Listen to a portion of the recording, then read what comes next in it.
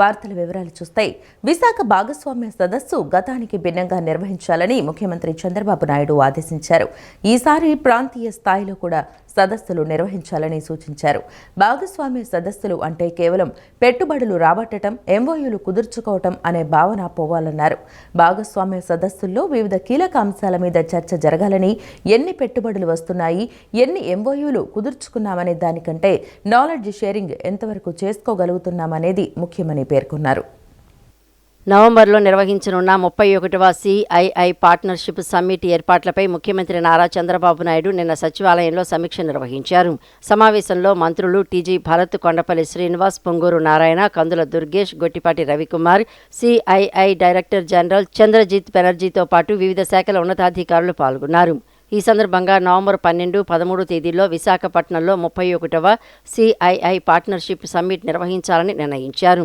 Leadership, technology, trust and trade in a transforming world అనే అంశాన్ని ఈ ఏడాది సదస్సు థీమ్గా ఖరారు చేశారు.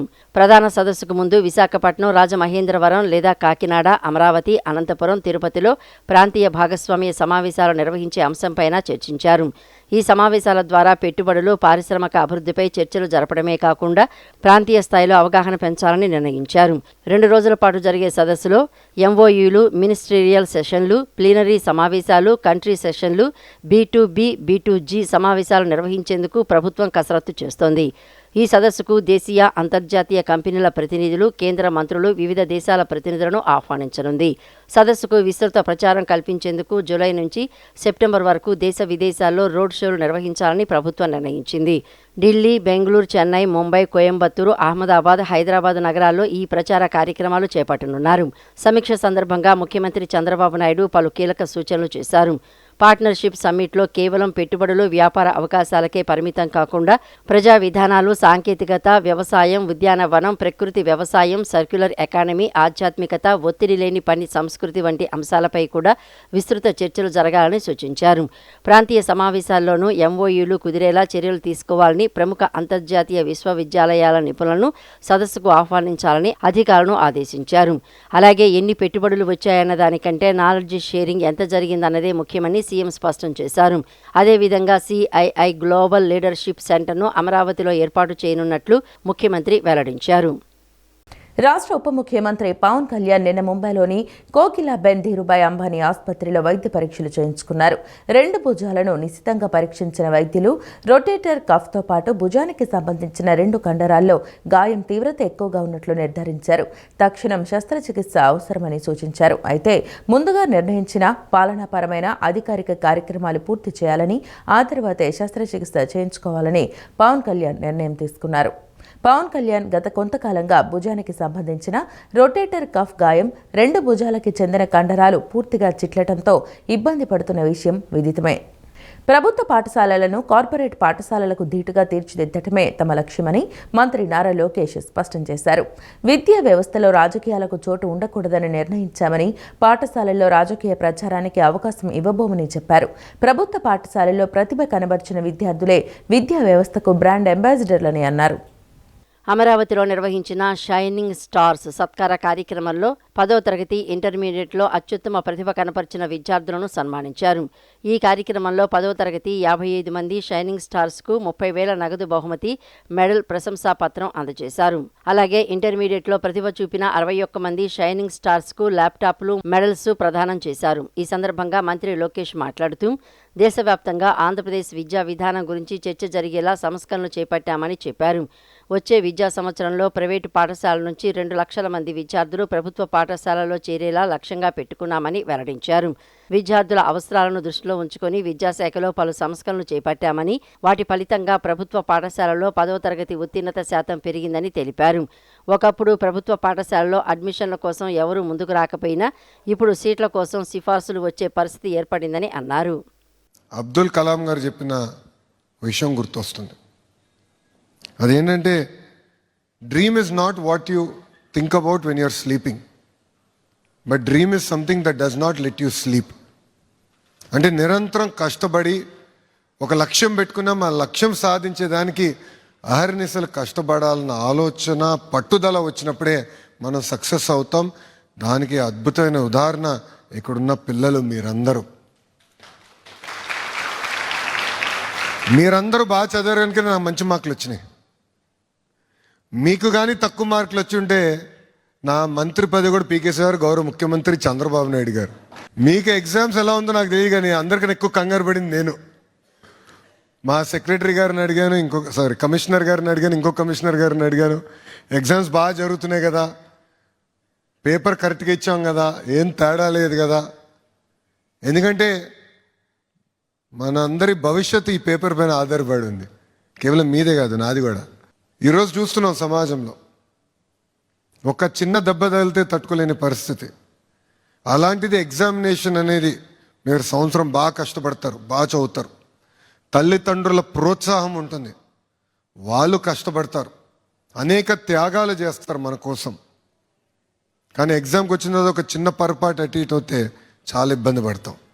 అందుకే మీకెంత పరీక్షనో ఈసారి కూడా నాకంతే పరీక్ష అయింది ఈ బోర్డ్ ఎగ్జామ్స్ అని. వాస్తవంగా చెప్పాలంటే ఇక్కడ బెస్ట్ పర్ఫార్మింగ్ స్టూడెంట్స్ది పేపర్లో యాడ్ వచ్చినప్పుడు నిజంగానే చాలా గర్వపడ్డా. ఎస్, మొదటిసారి ప్రభుత్వ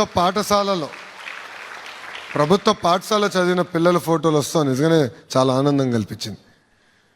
మీ అందరి పర్ఫార్మెన్స్ వల్ల మా అందరి గౌరవం పెరిగింది సమాజంలో.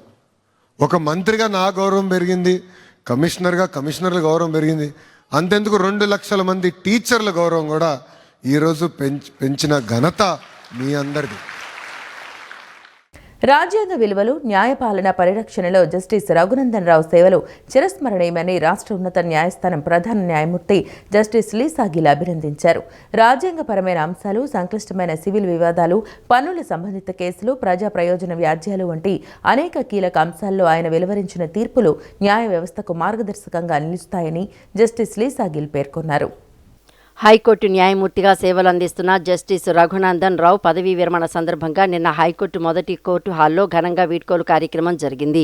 ఈ వీడ్కోలు కార్యక్రమంలో ప్రధాన న్యాయమూర్తి జస్టిస్ లీసా గిల్ మాట్లాడుతూ, జస్టిస్ రఘునందన్ రావు న్యాయ ప్రస్థానం, న్యాయపరమైన నిష్పాక్షికత, రాజ్యాంగ విలువల పట్ల అచంచల నిబద్ధత, న్యాయ వ్యవస్థ ఆధునీకరణలో ఆయన చేసిన విశిష్ట కృషిని కొనియాడారు.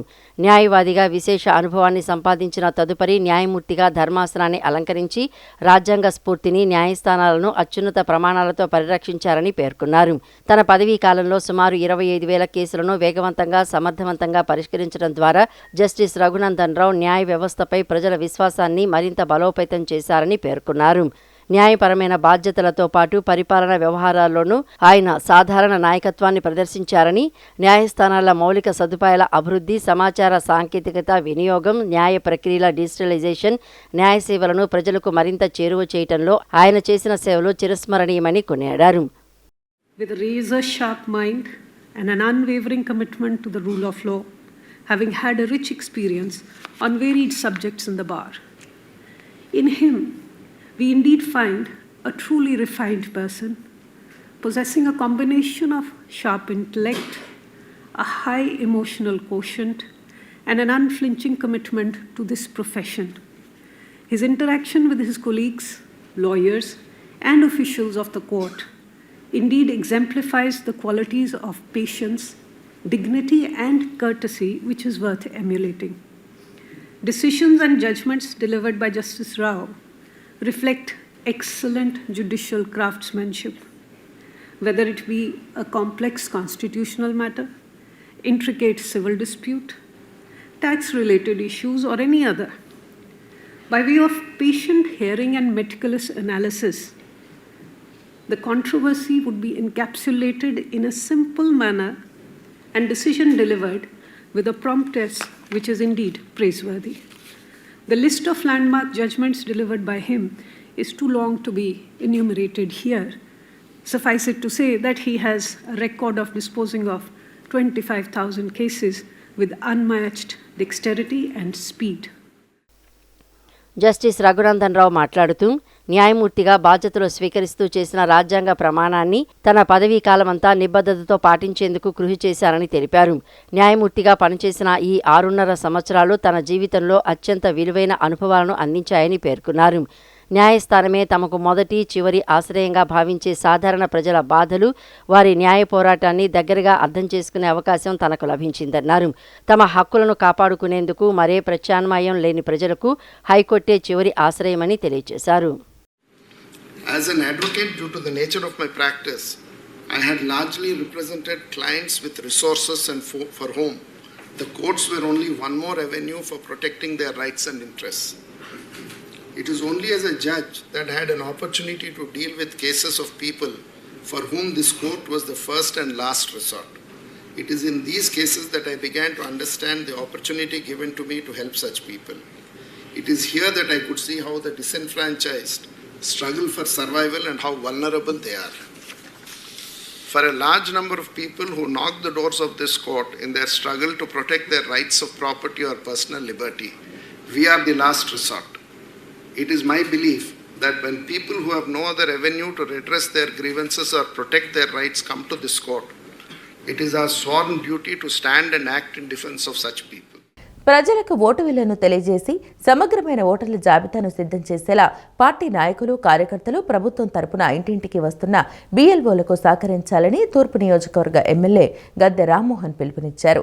అర్హత ఉన్న ప్రతి ఒక్కరికి ఓటు హక్కు ఉండాలన్నదే ఎస్ఐఆర్ కార్యక్రమం ముఖ్య ఉద్దేశమని చెప్పారు.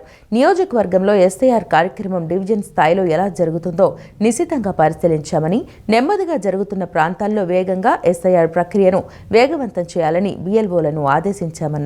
ప్రతి ఒక్కరికి ఓటు ఉండాలని, క్రమబద్ధమైన విధానంలో సమగ్రమైన ఓటర్లతో జాబితా సిద్ధం చేయాలని సూచించారు. పటమట అశోక్ నగర్లోని తూర్పు నియోజకవర్గ ఎమ్మెల్యే కార్యాలయంలో ఎమ్మెల్యే గద్దె రామ్మోహన్ అధ్యక్షతన తూర్పు నియోజకవర్గ సమన్వయ కమిటీ సమావేశం నిన్న జరిగింది. ఈ సమావేశంలో ఓటర్ల జాబితా ప్రత్యేక సమగ్ర సవరణ కార్యక్రమంపై చర్చించారు. ఈ సందర్భంగా ఎమ్మెల్యే గద్దె రామ్మోహన్ మాట్లాడుతూ, ఓటర్ల జాబితా ప్రత్యేక సమగ్ర సవరణ జరుగుతున్న తీరును పరిశీలించి ఇంకా మెరుగైన విధానంలో వేగంగా సవరణను నిర్వహించేందుకు ఈ సమన్వయ కమిటీ సమావేశాన్ని నిర్వహించామని చెప్పారు. ఇప్పటి వరకు నిర్వహించిన సర్ కార్యక్రమంలో ఎదురైన ఇబ్బందులను అధిగమించి మరింత వేగంగా ఏ విధంగా ముందుకు వెళ్లాలనే అంశాలపై ఈ సమావేశంలో చర్చించామన్నారు. అర్హత ఉన్న ప్రతి ఒక్కరికి ఓటు హక్కు ఉండాలన్నదే సర్ కార్యక్రమం ముఖ్య ఉద్దేశమని తెలిపారు.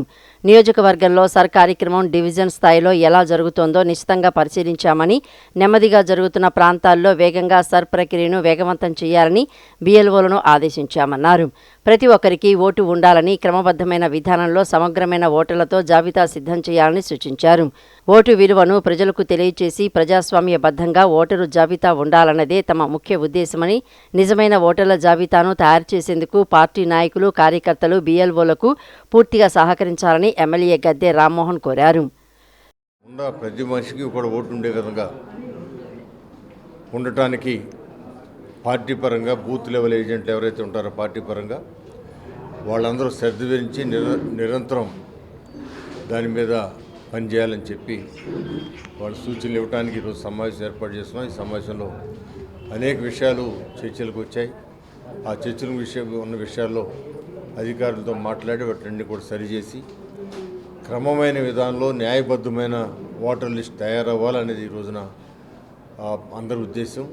క్రమబద్ధమైన ఓటర్ లిస్టును తయారు చేయడానికి మరి బిఎల్ఓలతో సహకరించి, అధికారులతో సహకరించి, ప్రజలందరూ కూడా సమాయత్తపరిచి, ప్రజల్ని అవగాహనపరిచి, ఓటు విలువని అవగాహనపరిచి ఒక మంచి లిస్టు, ఓటర్ లిస్ట్ తయారవ్వాలనేది ప్రజాస్వామ్యబద్ధంగా ఉన్న ప్రతి ఒక్కరికి ఓటు ఉండాలనేది. ఈ కార్యక్రమంలో పార్టీ నాయకులు, క్లస్టర్ ఇన్ఛార్జీలు, డివిజన్ పార్టీ అధ్యక్షులు, వివిధ కార్పొరేషన్ డైరెక్టర్లు, యూనిట్ ఇన్ఛార్జీలు తదితరులు పాల్గొన్నారు. రాష్ట్ర ప్రభుత్వం అత్యంత ప్రతిష్టాత్మకంగా నిర్వహిస్తున్న ప్రజా సమస్యల పరిష్కార వేదిక ద్వారా అందుతున్న ప్రతి అర్జీపైన సంబంధిత శాఖల అధికారులు ప్రత్యేక దృష్టి సారించాలని జిల్లా జాయింట్ కలెక్టర్ ఎస్ ఇలఖియా అన్నారు. అర్జీదారులు పూర్తి స్థాయిలో సంతృప్తి చెందేలా సమస్యలను సత్వరమే పరిష్కరించాలని అధికారులను ఆదేశించారు. కలెక్టరేట్లోని శ్రీ పింగళి వెంకయ్య సమావేశ మందిరంలో నిర్వహించిన పీజీఆర్ఎస్ కార్యక్రమంలో జిల్లా జాయింట్ కలెక్టర్ ఎస్ ఇలక్కయ్య అధికారులతో కలిసి జిల్లాలోని వివిధ ప్రాంతాల నుంచి వచ్చిన ప్రజల నుంచి అర్జీలు స్వీకరించారు. ప్రజా సమస్యల పరిష్కార వేదిక కార్యక్రమంలో మొత్తం 147 అర్జీలు అందగా వీటిలో రెవెన్యూ 37, పోలీసు 25, ఎంఏయుడి 16, ఏపీఎస్డబ్ల్యూ, ఆర్ఏఈఎస్ 12, పంచాయతీరాజ్ 11 ఇంకా వివిధ ప్రభుత్వ శాఖలకు చెందిన 46 అర్జీలను స్వీకరించినట్లు జాయింట్ కలెక్టర్ ఎస్. ఇలక్కయ్య తెలిపారు. ప్రతి అర్జీపైన ప్రత్యేక దృష్టి పెట్టాలని అధికారులకు సూచించారు. అర్జీదారులు సంతృప్తి చెందేలా సమస్యలను పరిష్కరించాలన్నారు. ప్రజల నుండి వచ్చే ప్రతి ఫిర్యాదును బాధ్యతగా స్వీకరించి క్షేత్రస్థాయిలో పరిశీలించి శాశ్వత పరిష్కారం అందించాలని విజయవాడ నగరపాలక సంస్థ కమిషనర్ ధ్యానచంద్ర అధికారులను ఆదేశించారు. మున్సిపల్ సేవల కోసం రూపొందించిన పురమిత్ర యాప్లో నమోదవుతున్న ఫిర్యాదులను కూడా ఎప్పటికప్పుడు పర్యవేక్షించాలని తెలిపారు. ప్రజలు ఇచ్చిన ఫిర్యాదులను ఒక శాఖ నుండి మరో శాఖకు మళ్లించడం కాకుండా సంబంధిత అధికారులు స్వయంగా స్పందించి సమస్యలకు పరిష్కారం చూపాలని కమిషనర్ స్పష్టం చేశారు. శాఖలన్నీ పరస్పర సమన్వయంతో పనిచేసి ప్రజలకు మెరుగైన సేవలు అందించాలని పేర్కొన్నారు. విజయవాడ నగరపాలక సంస్థ ప్రధాన కార్యాలయంలోని కమాండ్ కంట్రోల్ రూమ్లో నిర్వహించిన ప్రజా ఫిర్యాదుల పరిష్కార వేదికలో కమిషనర్ ధ్యానచంద్ర పాల్గొని ప్రజల వినతులను స్వీకరించారు. ప్రధాన కార్యాలయంతో పాటు జోనల్ కార్యాలయాల్లో నిర్వహించిన ప్రజా ఫిర్యాదుల కార్యక్రమాలను వీడియో కాన్ఫరెన్స్ ద్వారా సమీక్షించిన కమిషనర్ గతంలో వచ్చిన ఫిర్యాదుల పరిష్కార స్థితిని శాఖాధిపతులతో చర్చించారు. ప్రజలకు ఇబ్బందులు కలిగించే సమస్యలను ఆలస్యం చేయకుండా వెంటనే పరిష్కరించాలని సూచించారు. నిన్న జరిగిన ప్రజా ఫిర్యాదుల పరిష్కార వేదికలో మొత్తం 14 ఫిర్యాదులు అందినట్లు అధికారులు తెలిపారు. వీటిలో పట్టణ ప్రణాళిక శాఖకు సంబంధించిన అక్రమ నిర్మాణాలు 6, రోడ్ల ఆక్రమణలు వంటి అంశాలపై ఎక్కువ ఫిర్యాదులు నమోదు కాగా రెవెన్యూ 3, ఇంజనీరింగ్ 3, ఎస్టేట్ శాఖలకు సంబంధించిన 2 ఫిర్యాదులు కమిషనర్ దృష్టికి తీసుకువచ్చారు. ప్రతి ఫిర్యాదును అధికారులు స్వయంగా పరిశీలించి ప్రజలకు స్పష్టమైన మరియు శాశ్వత పరిష్కారం అందించే విధంగా చర్యలు తీసుకుంటామని కమిషనర్ ధ్యానచంద్ర తెలిపారు. ప్రజల నమ్మకాన్ని నిలబెట్టే విధంగా పారదర్శకంగా సమర్థవంతంగా పనిచేయాలని అధికారులకు సూచించారు. ఈ కార్యక్రమంలో అదనపు కమిషనర్లు A. Ravinder Rao, doctor D. Chandrashekar, K. Shakuntala, chief city planner Sanjay Ratnakumar, chief medical and health officer doctor K. Arjun Rao, chief engineer Satyakumari, deputy commissioner Srujana తదితరులు పాల్గొన్నారు. ఎస్ఐఆర్లో భాగంగా అర్హులైన ఓటర్లకు ఎన్యూమరేషన్ పారాల పంపిణీ వేగవంతంగా పూర్తి చేయడంతో పాటు డిజిటలైజేషన్ ప్రక్రియను కూడా అదే స్థాయిలో వేగవంతం చేయాలని బిఎల్ఓలకు కమిషనర్ ధ్యానచంద్ర సూచించారు. డిజిటలైజేషన్ ప్రక్రియలో ఎదురయ్యే సాంకేతిక సమస్యలు, సందేహాలను అధికారులు పరస్పరం చర్చించుకొని వెంటనే పరిష్కరించుకోవాలని సూచించారు. విజయవాడ నగరపాలక సంస్థ commissioner Dhyanachandra special intensive revision కార్యక్రమం పురోగతిపై ఏఈ, ఆర్ఓలు, బిఎల్ఓలతో ఏకేటీపీ స్కూల్ సత్యనారాయణపురంలో నిన్న సమీక్ష నిర్వహించారు. ఈ సందర్భంగా కమిషనర్ మాట్లాడుతూ ఎస్ఐఆర్లో భాగంగా అర్హులైన ఓటర్లకు ఎన్యూమరేషన్ ఫారాల పంపిణీని వేగవంతంగా పూర్తి చేయడంతో పాటు డిజిటలైజేషన్ ప్రక్రియను కూడా అదే స్థాయిలో వేగవంతం చేయాలని సూచించారు. విజయవాడ నగర పరిధిలోని తూర్పు, పశ్చిమ, సెంట్రల్ నియోజకవర్గాలకు చెందిన ఏఈ, ఆర్ఓలు, బిఎల్ఓలు ఒకే కేంద్రంలో సమన్వయంతో డిజిటలైజేషన్ చేపట్టడం ద్వారా పనుల వేగం మరింత పెరుగుతుందని తెలిపారు. డిజిటలైజేషన్ ప్రక్రియలో ఎదురయ్యే సాంకేతిక సమస్యలు, సందేహాలను అధికారులు పరస్పరం పంచుకొని వెంటనే పరిష్కరించుకోవాలని సూచించారు. ఈ విధానం ద్వారా పనుల్లో ఏకరూపతతో పాటు వేగం కూడా పెరుగుతుందన్నారు. అదేవిధంగా ఎన్నికల విధులకు సంబంధించిన అధికారులు వీడియో కాన్ఫరెన్స్ ద్వారా డిజిటలైజేషన్ ప్రక్రియను నిరంతరం పర్యవేక్షిస్తున్నారని తెలిపారు. ఏదైనా సందేహం తలెత్తిన వెంటనే ఎన్నికల విధుల్లో ఉన్న అధికారులను సంప్రదించి నివృత్తి చేసుకోవడం ద్వారా డిజిటలైజేషన్ను నిర్ణీత గడువులోగా పూర్తి చేయవచ్చని కమిషనర్ ధ్యానచంద్ర పేర్కొన్నారు. ఈ సమావేశంలో అదనపు commissioner Shakuntala, zonal commissioner K. Prabhudas, AE, RO Rambabu, election DTS Suresh Kumar, బిఎల్ఓలు తదితరులు పాల్గొన్నారు. ఆంధ్రప్రదేశ్ స్టార్ హోటల్స్ అసోసియేషన్ సభ్యులు ముఖ్యమంత్రి చంద్రబాబు నాయుడును నిన్న సచివాలయంలో కలిసి అన్న క్యాంటీన్కు విరాళం అందించారు. తమ అసోసియేషన్ తరపున 50 లక్షల రూపాయల చెక్కును సీఎంకు అందజేశారు. ఈ సందర్భంగా వారిని సీఎం అభినందించారు. ముఖ్యమంత్రిని కలిసిన వారిలో AP star hotels association president, హైత్ place chairman RV Swamy, vice president Pavan Karthik, secretary C Murthy, Taj Vivanta chairman Malineni Rajaiah, Murali Fortune hotel chairman Muttavarapu Murali, GRT hotel అధినేత వి శరణ్ ఉన్నారు. పేర్ని నాని, కొడాలి నాని కృష్ణా జిల్లా రాజకీయాలను భ్రష్టు పట్టించారని, జగన్మోహన్ రెడ్డి రాజకీయ పతనానికి వారిద్దరి వైఖరే కారణమని ఏపీ ప్రభుత్వ విప్ గన్నవరం ఎమ్మెల్యే యార్లగడ్డ వెంకట్రావు ఆరోపించారు. అభివృద్ధిపై ఎక్కడైనా బహిరంగ చర్చకు సిద్ధమని సవాల్ చేశారు. తాను కుటిల రాజకీయాలు చేయనని, ప్రజల హక్కులు, పార్టీ కార్యకర్తల గౌరవాన్ని కాపాడేందుకు ఎల్లప్పుడూ కట్టుబడి ఉంటానని స్పష్టం చేశారు. కృష్ణా జిల్లా బాపులపాడు మండలం హనుమాన్ జంక్షన్లోని కాకాని కళ్యాణ మండపంలో దివంగత మూల్పూరు వెంకటరత్నం సంస్మరణ సభ ఘనంగా జరిగింది. ఈ కార్యక్రమానికి ఏపీ ప్రభుత్వ విప్, గన్నవరం ఎమ్మెల్యే యార్లగడ్డ వెంకట్రావు, విజయవాడ తూర్పు ఎమ్మెల్యే గద్దె రామ్మోహన్ హాజరై వెంకటరత్నం చిత్రపటానికి పూలమాలలు వేసి ఘనంగా నివాళులర్పించారు.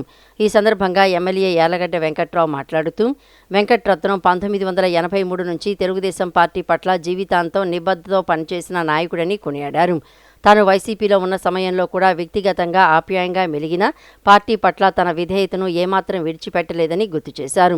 రాజకీయాల్లో అభిప్రాయ భేదాలు సహజమేనని, కానీ పార్టీ పట్ల అంకిత భావం, సిద్ధాంతాల పట్ల నిబద్ధత ప్రతి కార్యకర్తకు ఆదర్శమని పేర్కొన్నారు. పోలవరం ఏలూరు కాలువ అనుసంధానం 38 కోట్ల నిధులు సాధించామని, అసెంబ్లీలో పోరాడి ఈ నిధులను తీసుకువచ్చారని చెప్పారు. మాజీ మంత్రులు పేర్ని నాని, కొడాలి నానీలపై విమర్శలు చేస్తూ కృష్ణా రాజకీయాలను బస్టు పట్టించారని, జగన్మోహన్ రెడ్డి రాజకీయ పతనానికి వారిద్దరి వైఖరే కారణమని ఆరోపించారు. జగన్మోహన్ రెడ్డి పార్టీని, జగన్మోహన్ రెడ్డి అధికారాన్ని 11 సీట్లు పరిమితం చేయడంలో మీ పాత్ర లేదా అంటున్నా. ఈ కృష్ణా జిల్లాలో రాజకీయాలు బలివుడు అవ్వలేదని అడుగుతున్నాం. ఈ కృష్ణా జిల్లా రాజకీయాల్ని ఎందుకు బలివుడు చేశారని అడుగుతున్నాం. మీకు బుద్ధి, సహనం ఏమాత్రం ఇంగితంగా ఉన్నా మే 22 పదవి ఇస్తే 5 సంవత్సరాలు జగన్మోహన్ రెడ్డి ఎందుకు కంటిన్యూ చేశావు? జగన్మోహన్ రెడ్డి డైరెక్ట్ గా జగన్మోహన్ రెడ్డి సూటిగా సుస్పష్టంగా అడుగుతున్నా. నీకు నాకన్నా ఎక్కువ జగన్మోహన్ రెడ్డి గారు నాకన్నా ఎక్కువ డబ్బులు ఖర్చు పెట్టి నీకోసం ఫైట్ చేసినాడు. ఈ జిల్లాలో ఎవరు లేడు. జగన్మోహన్ రెడ్డి నేను సూటిగా ప్రశ్నిస్తున్నా. రాజకీయ విలాగాలు చేసేదని అడుగుతున్నా. రాబోయే కాలంలో నేను కూడా రాజకీయంగానే చేస్తా. మంచితనం వేరు, మంచితనం చేతకాంతనంగా తీసుకున్నప్పుడు రాజకీయం ఓసరవేదిగా మారినప్పుడు రాజకీయం చేయడం మొదలెడితే రాజకీయం అరాజకీయం అవుతుంది. కానీ గన్నవరం ప్రజల అభివృద్ధి కోసం 38 కోట్ల రూపాయలు నేను కేటాయిస్తే ఎవరి పత్రం లేదు దీనిలో.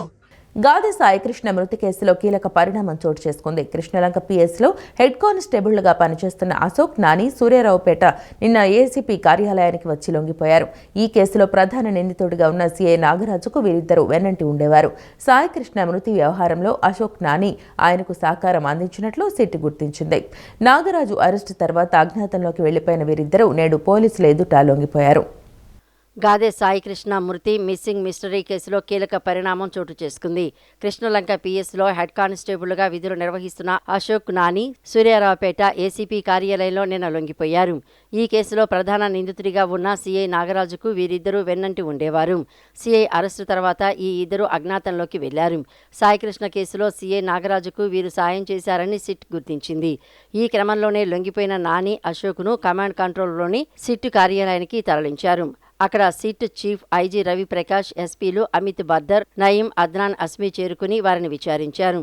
కృష్ణలంక స్టేషన్ పరిధిలోని బార్లు, మద్యం దుకాణాలు, లాడ్జీ, ఇతరత్రా కార్యకలాపాలకు సంబంధించిన వ్యవహారాలను అశోక్ చక్కదిద్దేవాడు. పలు సెటిల్మెంట్లకు పాల్పడేవాడని ఆరోపణలున్నాయి. స్టేషన్ పరిధిలోని రౌడీ షీటర్లు పాత నేరస్తులతో సఖ్యంగా ఉండటం, బెదిరింపులకు పాల్పడడం, నేరస్తులను స్టేషన్కు తీసుకురావడం వంటి పనులను నాని చేసేవాడు. నాని పటమట స్టేషన్లో పనిచేసినప్పుడు స్పా సెంటర్ల విషయంలో ఆరోపణలు రావడంతో వీఆర్కు పంపించారు.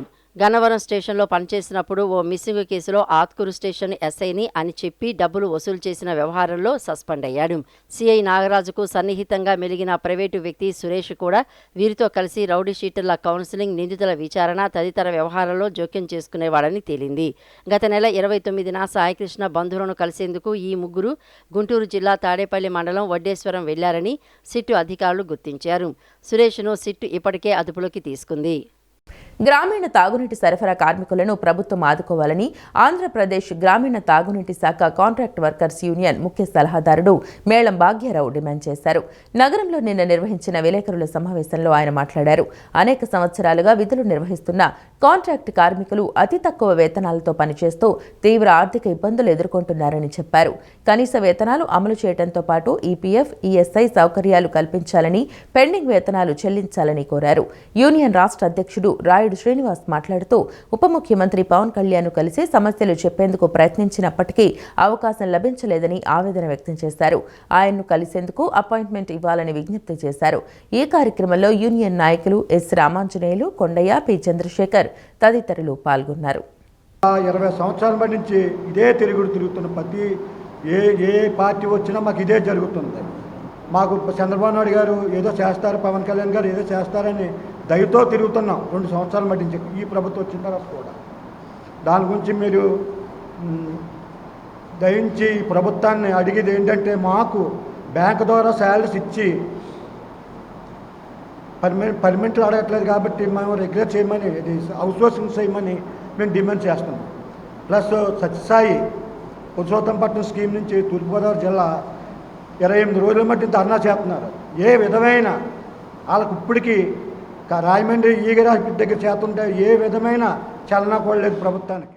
కార్మికులు 27 సంవత్సరాలుగా పనిచేస్తూ ఉంటే ఈ మధ్య కాలంలో, ఇటీవల కాలంలో ప్రభుత్వ ఉన్నతాధికారులే కొంతమంది బ్యూరోక్రాట్స్ వారికి అనుకూలమైనటువంటి సర్క్యులర్స్ని ఇష్యూ చేసుకొని స్కీమ్స్ని కాంట్రాక్ట్ వ్యవస్థ అనేటువంటి ఒక పద్ధతికి తీసుకొచ్చారు. వ్యవస్థను ఏం చేశారంటే, ప్రభుత్వ వ్యవస్థని కాంట్రాక్టర్ ఎవరైతే ఉంటారో కాంట్రాక్టరు ఆ స్కీమ్స్ని మెయింటైన్ చేసేటువంటి ఒక విధానాన్ని తీసుకొచ్చి కార్మికులు పట్టగొట్టేటువంటి ప్రక్రియ 2002-03 సంవత్సరం నుంచి ప్రారంభమైంది. దరిమిలా కాంట్రాక్టర్ జీతాలు ఇస్తే వీళ్ళు కార్మికులు తీసుకోవడం, లేకపోతే పొట్టమార్చుకొని గ్రామాల్లో ఉన్నటువంటి ప్రజలకి రక్షిత మంచినీటి సరఫరా ఇప్పటికీ చేస్తూనే ఉన్నారు. అయితే అటువంటి కార్మికుల్ని ప్రభుత్వం నిర్లక్ష్యం చేస్తూ ఉంది. మా ప్రధాన డిమాండ్ ఏంటంటే, ఎప్పుడైతే ఈ నిర్లక్ష్య వైఖరి ఉందో కాంట్రాక్టర్ల నుంచి, అటువంటి కాంట్రాక్ట్ వ్యవస్థను రద్దు చేసి O&M అంటే ఆపరేషన్స్ అండ్ మెయింటెనెన్స్ నిధుల్ని సక్రమంగా, పారదర్శకంగా మరి ఉపయోగించి వాటి నుండి డైరెక్ట్గా కార్మికుల యొక్క అకౌంట్స్లోనే జీతాలు వేసేటువంటి పద్ధతిని. ఈ వార్తలు ఇంతటితో సమాప్తం. నమస్కారం.